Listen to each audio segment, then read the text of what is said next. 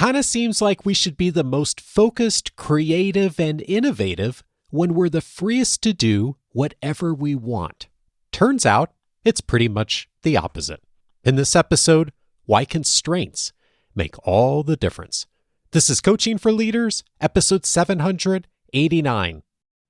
Produced by Innovate Learning, maximizing human potential. Greetings to you from Orange County, California. This is Coaching for Leaders, and I'm your host, Dave Stachowiak. Leaders aren't born, they're made. And this weekly show helps leaders thrive at key inflection points. I think one of the things that we often think about as leaders is how do we empower people in the best possible way? How do we help them to be creative and innovative and to give them as much freedom as we can to bring the best version of themselves into the workplace? And those good intentions sometimes work against us. Often what we think about is freedom and giving people the ability to do whatever they need to do in their work isn't as helpful as some of the healthy constraints can be. And today's conversation is going to help us to do a better job at leading, to really tap into the creativity and innovation that so many of us seek in our organizations. I'm so pleased to welcome David Epstein to the show. David is the author of the New York Times #1 bestseller, Range, and The Sports Gene, both of which have been translated into more than 30 languages. He was previously the host of Slate's popular How-To podcast and a science and investigative reporter at ProPublica. His TED Talks have been viewed more than 10 million times. His newest book is also a New York Times bestseller, Inside the Box: How Constraints Make Us Better. David, what a pleasure to have you on. Yeah, thank you so much for having me. I'm glad to be here. I'm sorry to do this to you, but I'm going to take you back to middle school here to start our conversation. And the reason is because you had a pretty substantial injury in middle school that you write about in this book. And it really does inform a number of the lessons that you are teaching us and helping us to get better at this. And I'm wondering if you could take us back and share what happened and how it has changed how you think about it today. Yeah, sure. And there's a little more of me in this book than the previous two. And so this story earlier in the book, I talk about in 8th grade where I was quite a good athlete, playing a lot of different sports. And it was essentially the only thing that mattered to me was sports at the time. And in a game of schoolyard football where I was playing quarterback, I threw a ball. I actually was throwing the kickoff, actually, in this, which is how we played it at that time, and threw a ball as hard as I could. And on the follow through of the throw, my arm snapped in a spiral, just the upper arm bone straight through. A pretty gruesome injury. I've only ever seen it one other time in a major league pitcher, and he had to have his arm amputated. So, oh, wow. Somehow I got away without that. And we'll never really know what exactly happened. So they theorized that there was some kind of bone weakness or maybe an air pocket in my bone. But once the break happened, that the evidence disappeared. So we'll never know. And it led to a few changes in my life. First of all, I was devastated because sports were the sun around which my 8th grade life orbited. Yeah. And I was barred from contact sports for a year. So 2 things started to happen. One, I couldn't use my writing hand in school. And I had these quizzes, kind of the bane of my academic existence at the time, were these French tests, where in French class, you had to listen to audio of a native speaker and track it on a worksheet. And then there'd be a blank and you had to catch the word and fill it in the blank. And I was mediocre at this. And once I had after I broke my arm, I had to have my my writing hand strapped to my torso for several months. And so I couldn't even close to keep up with my left hand.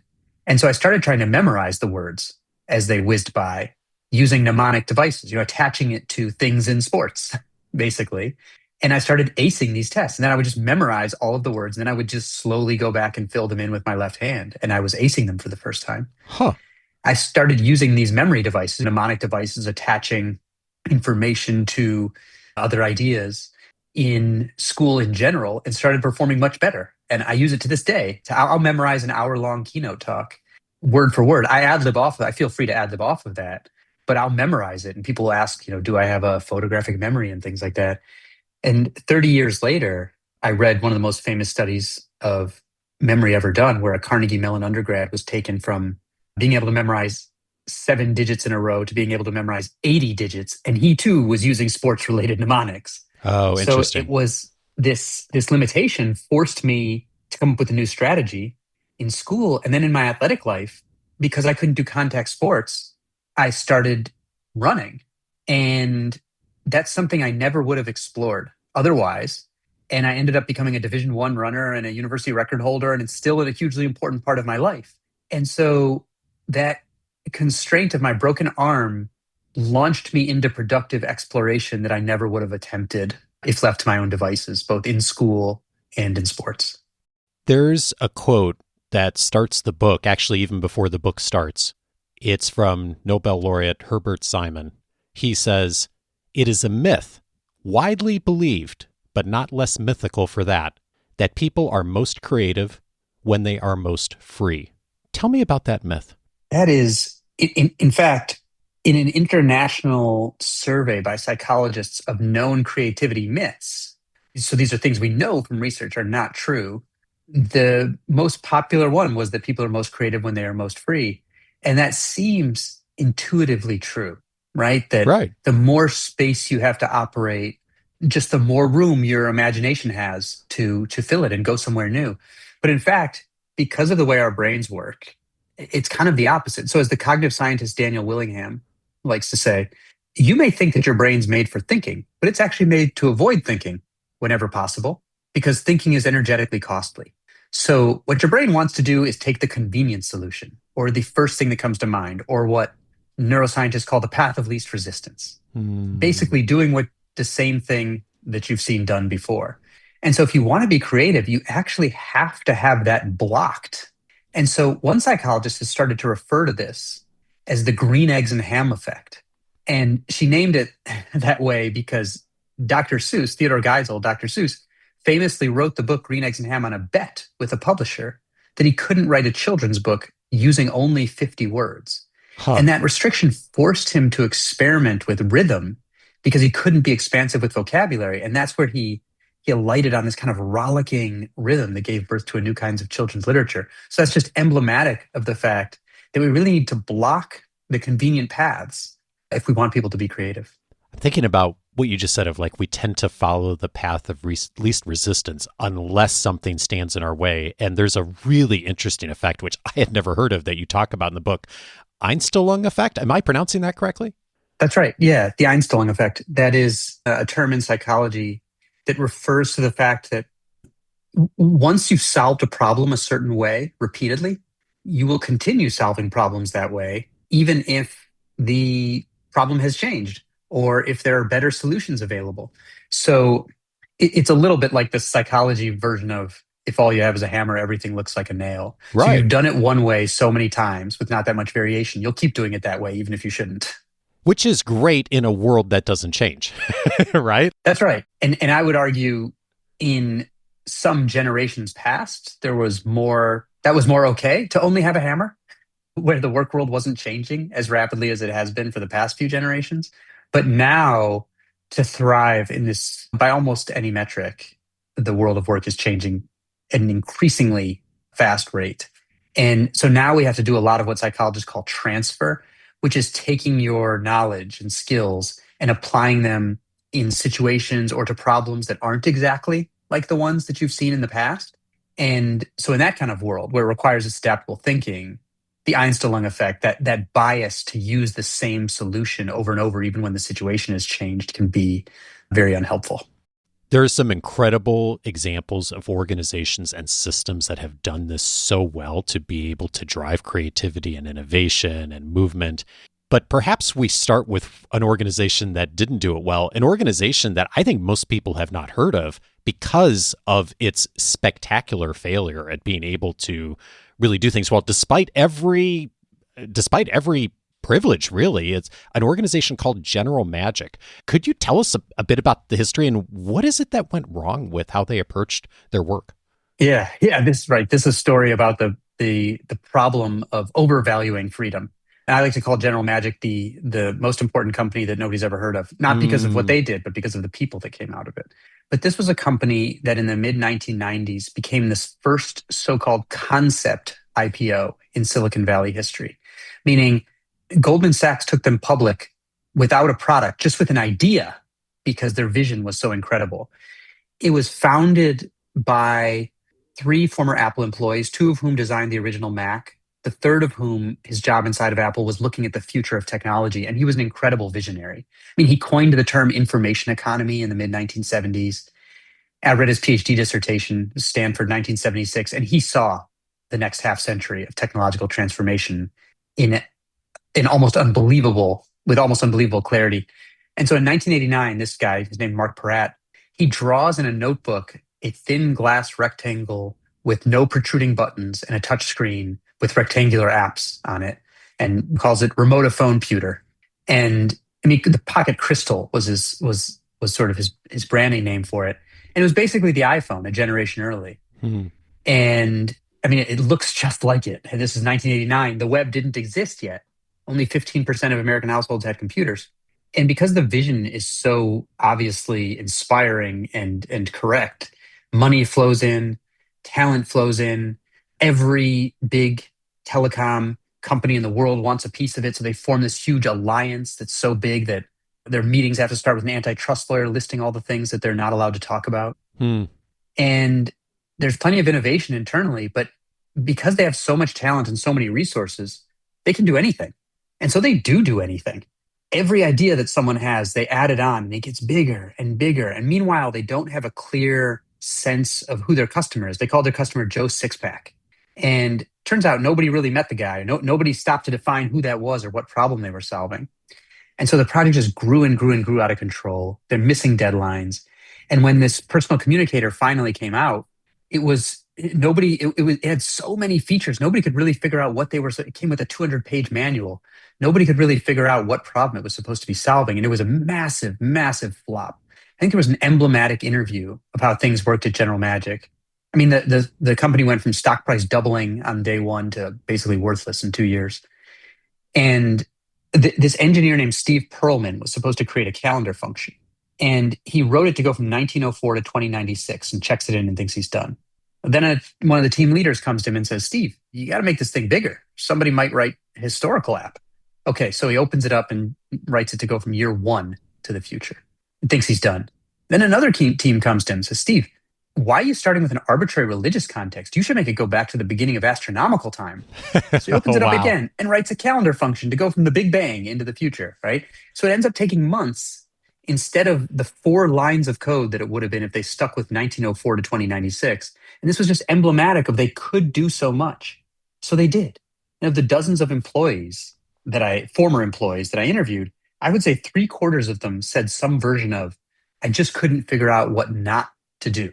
They just didn't have these boundaries. But the people that came out of there, especially the young people, were scarred and took these incredible lessons about the importance of boundaries and went and designed the iPod and the iPhone and Safari and Nest and eBay and LinkedIn and et cetera, et cetera. So the lessons turned out to be very impactful in the world. Yeah, indeed. And it's just really, it's so interesting because oftentimes we run into a constraint. We don't have enough resources. We don't have enough people. We don't have enough budget. And there are times that those are real constraints that are holding us back. But almost always when we run into them, our initial thought is, this constraint is bad and it's hurting me and it's keeping me from being, or our team from being as effective and productive and creative as we could be. And how interesting it is that a lot of the time it's the exact opposite. It's actually that by having the constraint, if you use it well, can work towards you. And if you had more, that it wouldn't necessarily go better. Evidence, General Magic, and so many other examples you talk about in the book. That's right. I mean, the venture capitalist Bill Gurley, when I was interviewing him, told me, he said, we have a saying in venture, more startups die of indigestion than starvation. Too much, not too little. Now, I think there absolutely can be too little, but I hope this book is kind of an emotional reframe for people dealing with limits, because that if only I had more mindset, I think is in the abstract, that always seems right. But in practical terms, it's often not the best for us. And I'm not saying that there can't be too much constraint, but like I think of two of the really important things that constraints can lead to is forcing you to clarify priorities and launching you into exploration that you never would have considered otherwise. And I was thinking of one of the early readers of this book was a guy named Ed Hoffman, who was the first chief knowledge officer at NASA. So that's kind of like Oh, a sort of a head psychologist, basically. And he told me, "Oh, I gotta tell you about this mission called L Cross, where the engineering team ended up with about half the time and money they wanted. So what do they do? Well, first they whined. hmm. And then they said, if we were going to get this done anyway, how would we do it? And they decided they couldn't build from scratch. So they borrowed imaging equipment from army tanks and engine temperature sensors from NASCAR, straight out of NASCAR. And they built a probe that confirmed water on the moon. And Wow. that borrowing of technology that they were forced in became a central part of their process going forward. Now, had the time and budget been cut by three quarters instead of half, would that have still been possible? Maybe not. But that even that exercise of, if we were still going to get this done, how would we do it, led to this totally new type of thinking and performing. There are organizations that have become so intentional about systemizing this, thinking about this strategically, organizations that have done some incredible things. One of the examples you cite is Pixar and their strategy for how they approach ideas and concepts and making a movie. And they have a framework called three pitches, which they use in context of this. How does that work? Yeah, the three. So Pixar, I liked contrasting them to General Magic because they were working on their vision at exactly the same time, basically. And I think maybe we think of Pixar as this place of unfettered imagination, but in fact, it is a place of many fetters that channel ideas toward achievement. And that rule you mentioned, this they have lots of cultural rules, and one of them is called the three pitches rule, where directors have to pitch three story ideas for approval because what they found is that if people only pitch one idea, they get attached to it. And their first idea usually is not their best idea. That's actually another known psychological phenomenon called the creative cliff illusion, that we think our best ideas come first, but they typically don't. Hmm. And so this was not an option. This was a rule that directors had to abide by. And I think part of the reason it works well is similar to what we talked about with that green eggs and ham effect, where you block the path of least resistance. So let me give you an example of the way that I adapted this for my own book writing with Inside the Box, where Please. at the beginning of every chapter, I wrote the starting, like I opened with what came to mind. But the thing that comes to mind isn't necessarily the best. It's just you have to get started, and it's the thing on the top of your mind.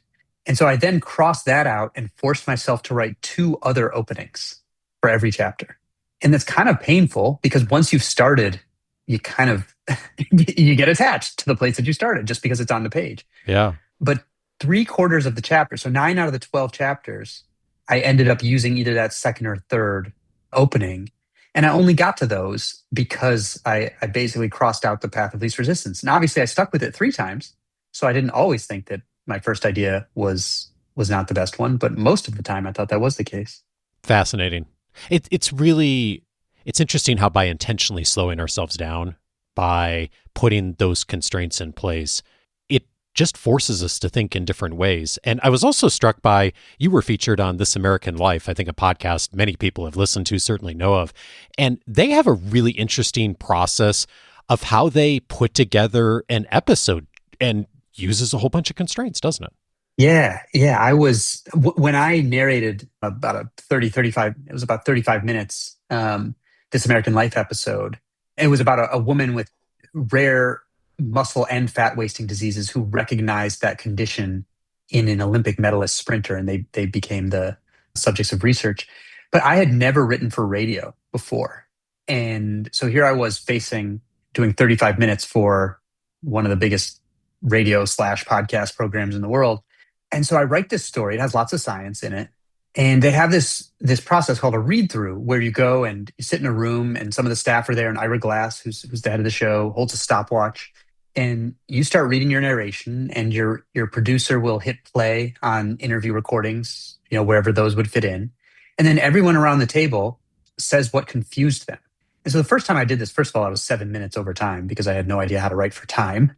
Yeah. But people were pointing out all these things that confused them, because I was used to writing in print where readers can slow down or look things up when it comes to scientific ideas in a way that they can't when it's whizzing by them in audio.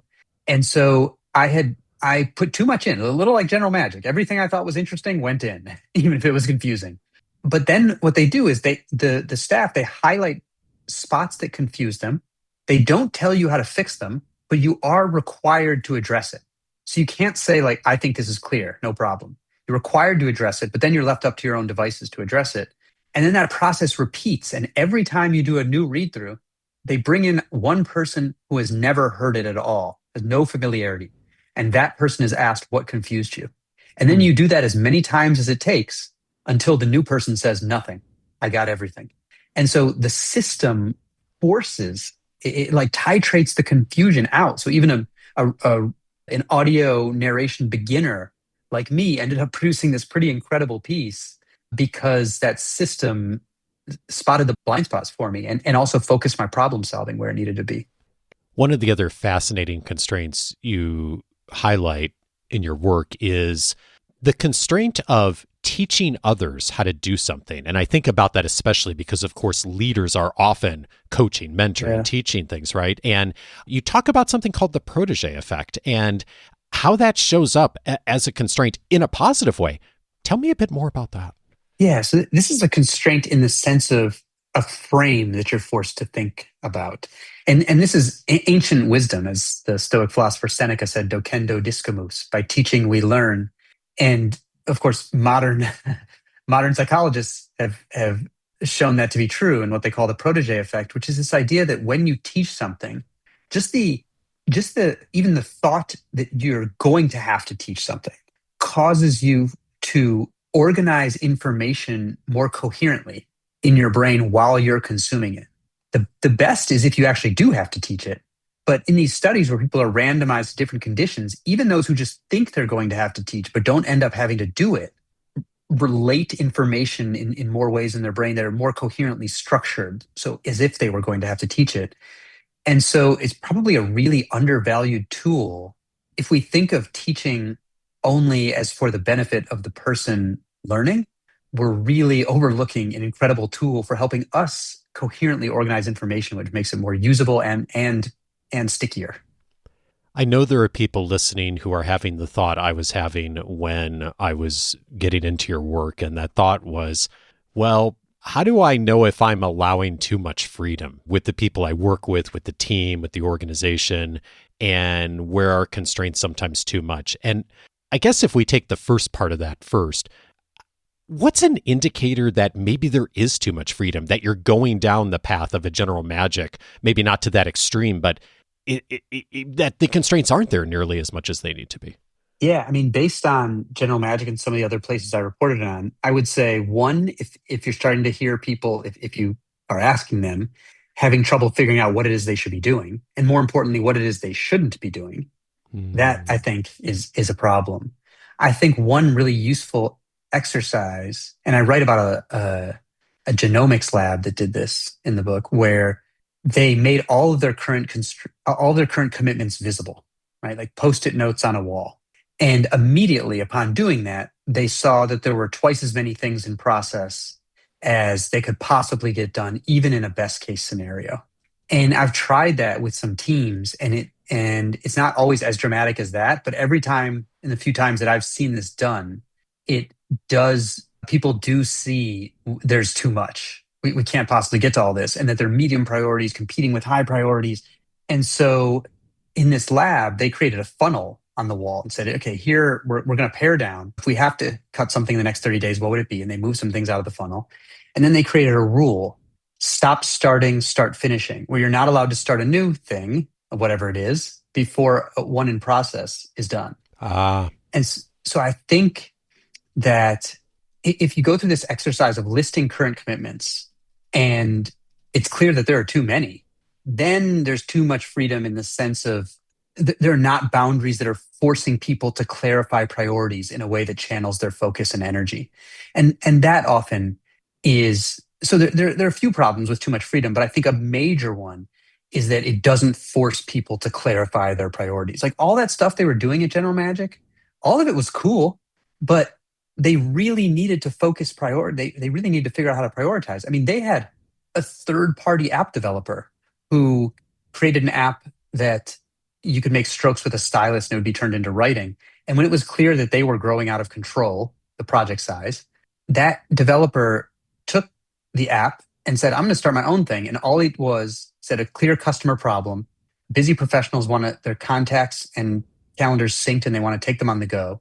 And so I'm going to do just a memo pad, calendar, and contacts, period. So 3 of the bajillion things General Magic was already doing and turned them into a device. And that was the Palm Pilot. And it was a hit in the same era because the creator clarified what really are the priorities here. Maybe you can add other stuff later once you've got the priorities done.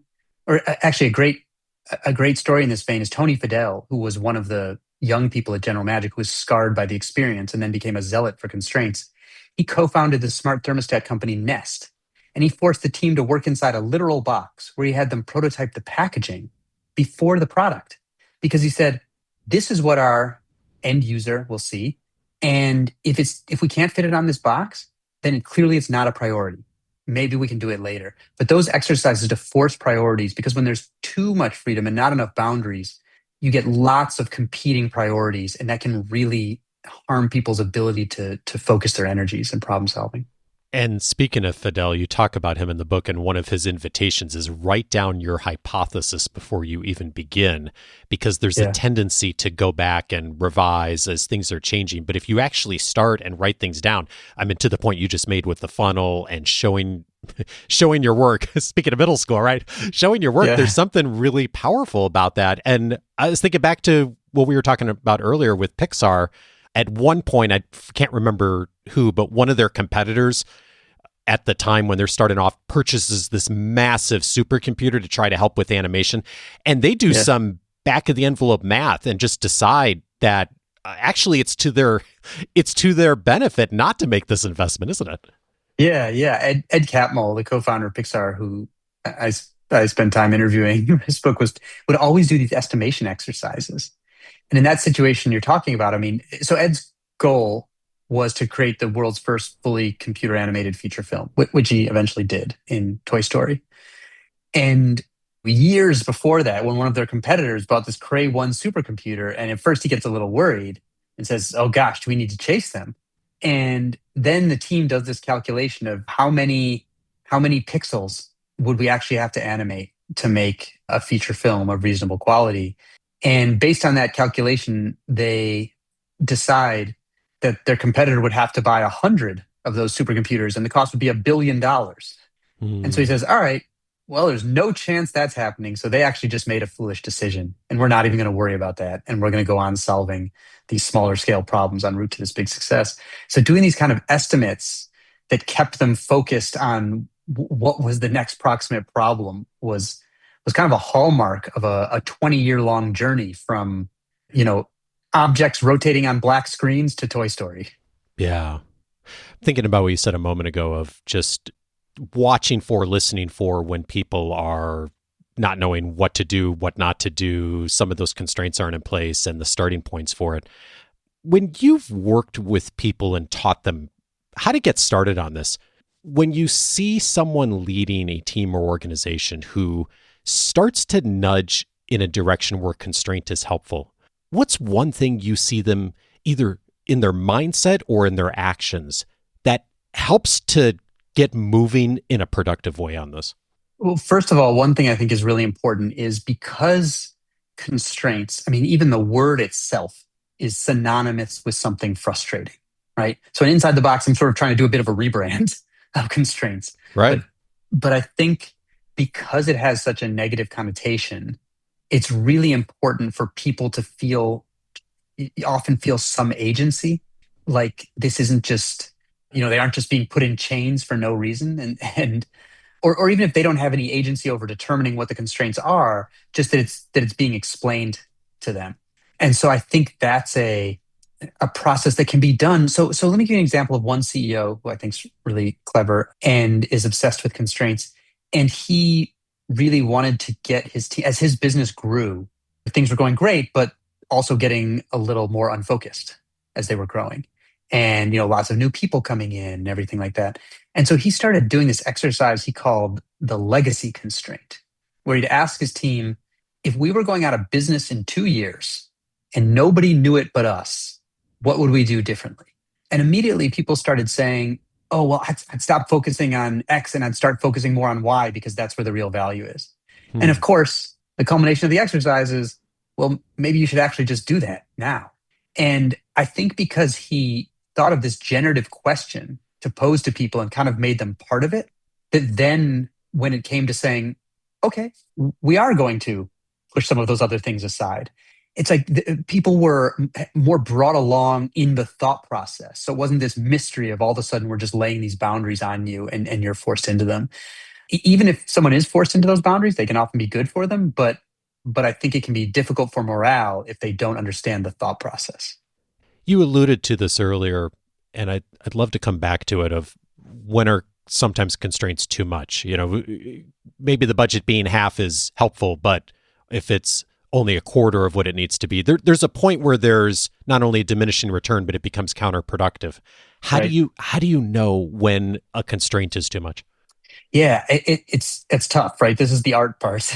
um, but I think there's one aspect where if we in studies of creative problem solving, they're usually when people are getting hemmed in initially. First, if they're given a blank page, they do poorly. And if they're hemmed in, say in these studies of mechanical problem solving, well, you can only use these pieces from this larger set. And you can only use these pieces and you have to make a piece of furniture or something. But then if it goes to, you can only use these pieces and you have to make a chair, that's when creativity starts dipping again. Mm. So if you're telling people the what and the how, I think a common one way I've seen of phrasing this in research was if the person says, could I still surprise myself? And if the answer is no, then you've gone too far. The whole point is to help people think in ways that they wouldn't have otherwise. And so if they're so hemmed in that they're basically being told how to do the thing, then that's too much constraint. And there are other cases also where, I mean, probably the most familiar constraint to everybody is a deadline. And deadlines actually can be good or bad for creative problem solving. It depends specifically how they're used. So if a deadline causes an individual or a team to start urgently multitasking in an effort to make it, that's bad. If it causes them to urgently monotask and focus very specifically on a very important thing, then their creative problem solving really improves. So there's even devil in the details of how is this going to be used. And so if you're someone who's setting deadlines and they're tight, you want to make sure that the team or person is also being protected in a way where it's leading them to monotask as opposed to leading them to multitask. Mm. One big thing I'm hearing there is when the constraint gets put in place, be watching for what's said, what's done, what people are thinking about or doing right afterwards. And that's an indicator then for, okay, is this constraint helpful? Is it counterproductive? It gets you starting to think that it's not a one and done thing. It's an ongoing process. That's right. And I think, I mean, I kind of don't believe in magical tools in general. I sort of think the art of leadership involves taking some of these general principles, how constraints can be useful, and really knowing your own turf so that you can apply them in these idiosyncratic ways, just like a coach with an athlete. I mean, I was a Division I 800-meter runner, and everyone knows the training principles. There's no secrets. And nowadays, you just find them all online. And yet, it still really, really matters who your coach is because they take all those principles and just in an ongoing basis sort of tweak them to fit you and your situation. And so it's not that there's, even though you know what all the right principles are, it still requires a leader to keep watch on those and fit them increasingly well to your specific situation. You talked to a ton of leaders in putting this book together and doing this research. I'm curious, as you did and went through the whole process of thinking about constraints, what, if anything, did you change your mind on? Gosh, well, some big things. Okay, like I thought that autonomy, and I can understand why this might sound bad. In fact, I got a really nice review for Inside the Box from the Wall Street Journal, except it also mentioned that when I said this in the book, the author said she cringed, where there's such a thing as too much autonomy. And I thought that with total autonomy and freedom, I would do my best work. So after Range, my last book, I became totally independent. And fast forward a few years, and I learned there is such a thing as too much autonomy. I was just having trouble figuring out what to focus on because I didn't have a lot of structure. had individualized my own schedule in a way where it was very convenient for me, but it meant I wasn't syncing up enough with other people. And so in the abstract, I thought I had reached the absolute pinnacle of being a writer, where no structure, everything's up to me. But in practical terms, that left me just like the general magic people, wondering, I'm interested in tons of things. My problem isn't not having enough ideas, it's figuring out what to execute on. And with no boundaries, with no leader watching over me, I got so many ideas going in process that I wasn't finishing anything. And so I realized I really need to put some structure back into my life and work. And this book came out of that. There's a lot of me search in this book. I was writing the book that I needed. And I just never would have thought. And again, I know this sounds like this incredibly privileged thing to say.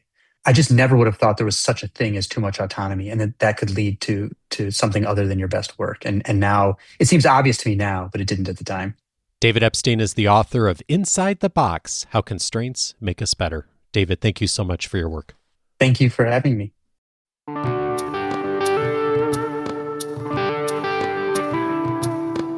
If this conversation got you thinking, 3 other episodes that will help with some next steps. One of them is episode 207, How to Transform Your Limitations into Advantages.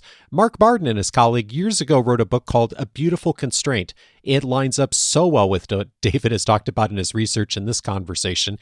And Mark and I talked about the reality that a lot of us tend to think about our limitations as obstacles. And Mark, and of course David, shows that limitations, yes, obstacles, of course, but the right limitations thought about the right way can actually work to our advantage in so many situations if we're willing to change our thinking about how we typically think about limitations and constraints and obstacles. Episode 207, a great complement to this conversation. Also recommended episode 513, Help Your Brain Learn. Lisa Feldman Barrett was my guest on that episode, one of the top-cited neuroscientists in the world. Lisa reminded us in that conversation that the primary objective of our brain is to keep us alive and to do it in the most energy efficient way possible. Now, the reason that matters for this conversation is because given all things being equal, our tendency is to follow the easiest path. That's why constraints become so important, because if we're just following the easiest path, it's not necessarily the way that's going to get us thinking creatively, innovatively, all the things we talked about in this conversation. And understanding some of the neuroscience behind it is so important. Episode 513 for more of that. And then finally, I'd recommend episode 666, Get People Reading What You're Sending. Todd Rogers at Harvard was my guest on that conversation, and we talked about how to actually make it more likely that if you send an email or a text or show up in a webinar, people are going to pay attention to what you are sending out to them. And of course, no surprise, one of the big things is thinking about constraints and where do we bring them into our writing, our texting, our communication. Episode 666, a great primer for that. So many wonderful principles from Todd that you can put into practice immediately. All these episodes you can find on the coachingforleaders.com website. And I'd invite you today to set up your free membership at coachingforleaders.com, because it's going to give you access to the entire library of episodes that I've aired since 2011, all searchable by topic. Plus, it'll give you access to my Focus 5 message. It's a new message this year that I have been sending out every single week. One email with 5 points that will be helpful to you. I'm zeroing in on a specific topic, set of resources, episodes, a series of questions, something that I think will be able to be helpful to you immediately. You can put into practice right away. To get access to that, plus all of the other benefits inside of your free membership, just go over to coachingforleaders.com, set up your free membership right there on the homepage, and you'll have access to everything. Coaching for Leaders is edited today, as always, by Andrew Kroger. Next Monday, I'm glad to welcome Daniel Coyle to the show. We are talking about how to help a team flourish. Join me for that conversation with Daniel. Have a great week, and see you back on Monday.